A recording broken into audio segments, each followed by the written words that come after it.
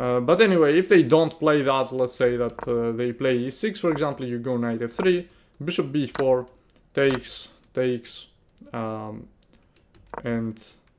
bishop d3. And now, if black plays bishop g4 without castling, we can play queen e2, giving this check, because now black has developed everything. So the only move that makes sense is queen e7.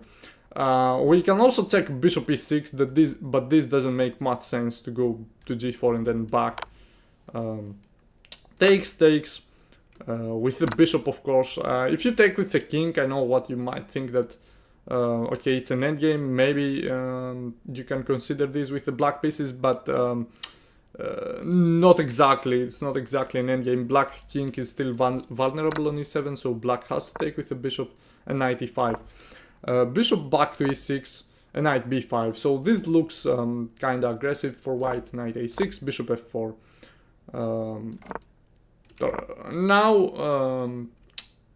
Now black can play a6, so the knight on b5 is really nice. Is standing really nice on that square. Rook c1, knight b4, bishop b1, knight d7. Takes, rook c7, takes. Rook b7 was a threat, so rook e8, takes, king d2. And this is a line where I think white stands better due to the bishop pair, but it should be a draw if black plays accurately. I think that it's more comfortable to play this with white due to ideas like this. You know, black always needs to be careful. White should have a small edge here. And if black plays bishop e6 on the check, we just go knight g5, queen c8, takes, and alright, if they just... I'm showing you this line because they can basically let you capture, and they can capture this. If a madman does that to you, I just want you to know that you can just sacrifice the rook. Or the exchange, basically. Okay, if they take that, that's really bad for them. You just play bishop b2 and you're fine. They didn't even win the exchange. They just got a pawn out of this. So when they play queen b4, you just take, and you play rook b1. This is really strong for white. They go queen d2, you go bishop f5, and on rook e8 there's queen c8, queen c7, and g3. And this is really strong for white. If they go knight d7, just bishop c1, queen e1, this is not checkmate. And if they take, this is such a strong endgame for white. If they take the pawn on d4, takes, queen c4, king g1, and on queen c6, just rook b1. This position is just winning for white. This king cannot survive there with the bishop pair, the queen, and also this rook being somewhat active. So yeah, they can't really play queen b4. They can play queen c8, maybe that's a better decision, but then you play bishop a3, preventing black from castling, and that's gonna force them to play king f7 and castle manually. But this is when white goes g4 and g5, after which black has to play something like e5. If they play e5, we just take queen h3, that was the idea of e5, and now rook e8. This is a little bit interesting, because black is threatening some annoying stuff. So king d2, knight takes d4, queen e3, knight f3, king c1. Of course, if they give the check, we go to b2, d4, queen e2. Alright. If they go d4, we just move back to e2 again, and this is better for white, but we need to be careful because the material is not the best for us. We have 2 pawns, we have a piece for 2 pawns, but our king is also kind of vulnerable, so we need to be careful here. It's definitely better, but it needs attention. You shouldn't blunder. And now if they take the rook, we just take on g7 on king f8. Now we have a move which is crazy. Queen d1. Now this move is insane. If they take, you just play bishop h6, capturing their queen. And if they don't take, you still play bishop h6, threatening some check, some discovered check with a knight. Knight e4, going for some mate threat, queen e1, knight c6, f3. Okay, they can't really move the knight because something terrible is going to happen with a few checks. Knight e6 and maybe knight somewhere. So rook g8, knight f5, king e8, g3, and okay, we don't take the knight immediately because there's this. That's why they played the rook g8. So when you move the knight, there's this threat. So we played g3, king d7, and takes. And okay, after rook g6, e5, there are some big lines, but white should be much better, if not winning. So that's what's happening on king f8. On king d8, now this is not under attack, so you can play queen e3 instead of queen d1. Queen e3 is more active, having queen g5 threats in mind. Rook g8, knight f5, rook e8, queen d2. And after knight bd7, there's just g3, king g2. And on queen c3, you decline the queen trade. So if you manage to bring your king into safety, even though you down an exchange, this is completely fine for white. So this is the line, the bishop g4 line. If they castle, we castle. Alright, now they can try bishop g4. After the castle makes more sense. We can play queen b3. I think this line is very interesting, guys. They're gonna take both of our knights, and the idea is that they want to ruin our castle here. But after queen d7, king h1, queen h3, we need to go back. We play king h1 so that we bring the rook to g1. I think that this is a position where 3 results are possible, because there is some asymmetry here. So even though the engine says this is a draw, it's not a dead draw. Things could happen, and I like white better in this position because of the bishop pair, and it looks like we can use the semi-open file in our favor, where I don't see a clear plan for black. Black is just defending. After bishop e3, we'll try to play rook g3, queen d2, maybe double on the g file. I think this is really good. That's what's happening on bishop g4. We play queen b3 on bishop g4 after the castle. If they play, for example, bishop takes and bishop g4, this looks like an inferior position to the previous one. And even though we could play normally, since we do have the bishop pair, there is a move that I saw. It's I really like. It's queen d2. So again, you give up. You ruin your pawn structure intentionally. The idea is that now you want to play some queen f4 move. You want to attack, basically. This is all about attacking. So he goes knight h5, rook e1, knight c6, rook b1, b6, bishop a3. Since he played knight h5, I guess queen h4 was good enough to maybe stop our plans. Queen h4 and knight f4. So we play on this side. Rook e8 takes. Now rook e1, queen d8, and f4. a6, king h1, finally. Queen h4, queen e3. He can't take the pawn because it's checkmate. So he plays g6, f5. And I think this is promising. For example, knight f6, queen g3 takes. I really like this position for white.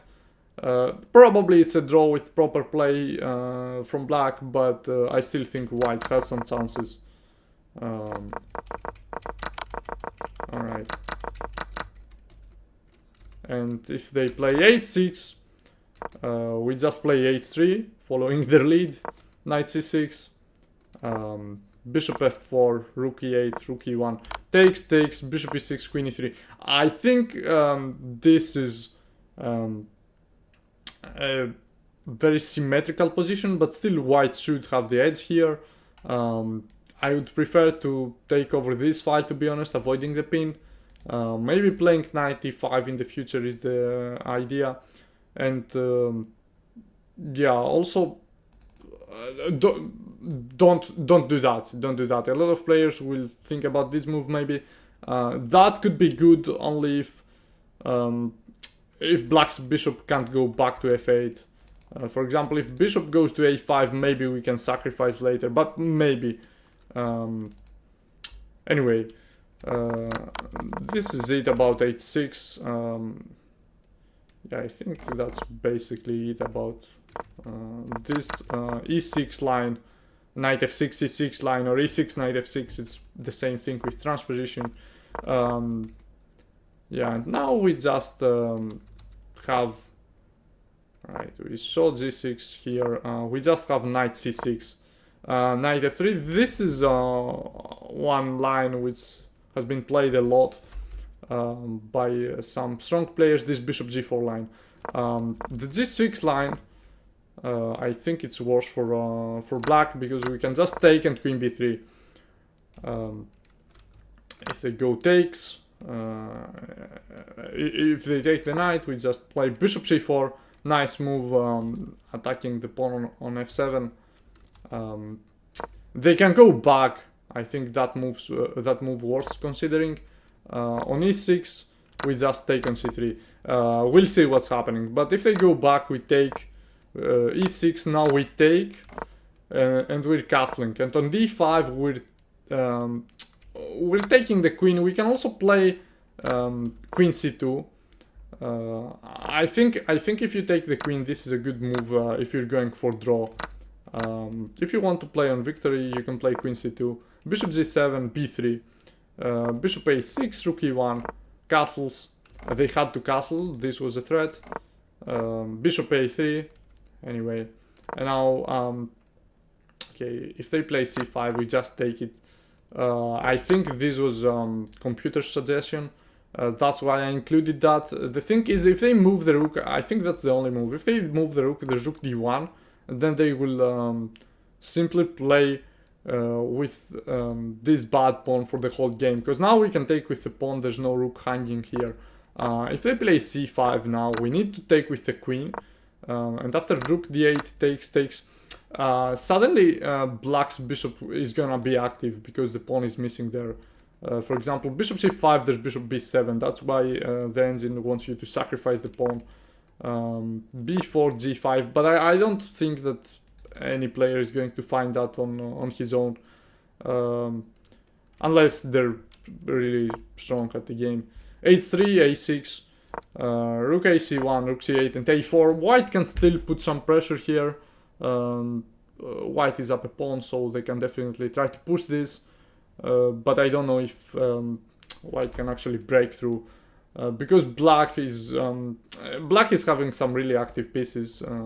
So yeah, and if they play bishop g4 now, there's takes. This is the line I have included. Takes, queen b3, takes. This line is good for black if they want to play on draw. e6, queen takes b7. Knight takes d4, bishop b5, knight takes b5, and now queen c6. King e7, they can't go there because the rook is hanging. King e7, and now if you're fine with the draw, you can take on b5. I think that's the best move, and after queen d7, there's knight takes d5 with check, bishop g5. They need to play f6 because it's a check. Now takes, bishop e3. I think this is pretty much equal. White has some very, very slight chances to win this. If you want to play on victory, maybe you can try queen c5. But this is a little bit risky because Okay, if they go king e8, that's bad. You just take the knight, and on queen d7, you take the other knight too. If they take, you go knight c7 check, picking up the queen, having an extra piece here. If they take with the pawn, this is fine, queen d3, and now he has a weakness. The problem is that they can play knight d6, and after that, let's say knight d5. E takes d5 is fine, I think.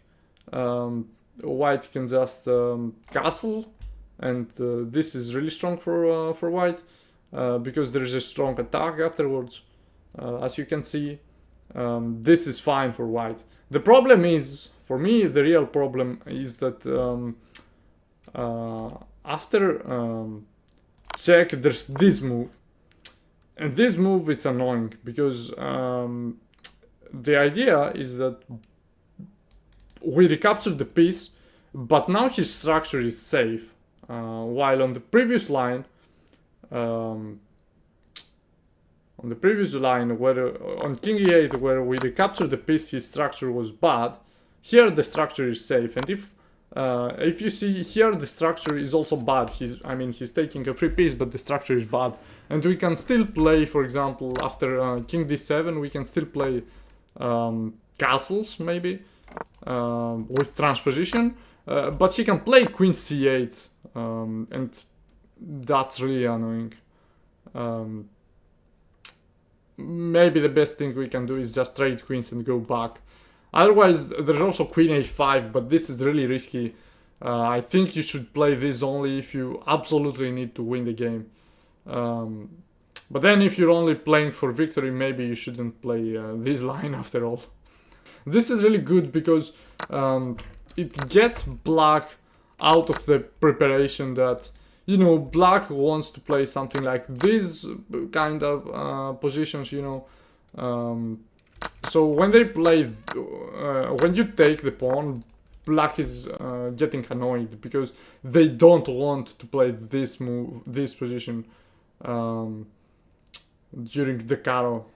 Especially if they're not like Queen's Gambit players, I think that they're gonna hate that with the black pieces.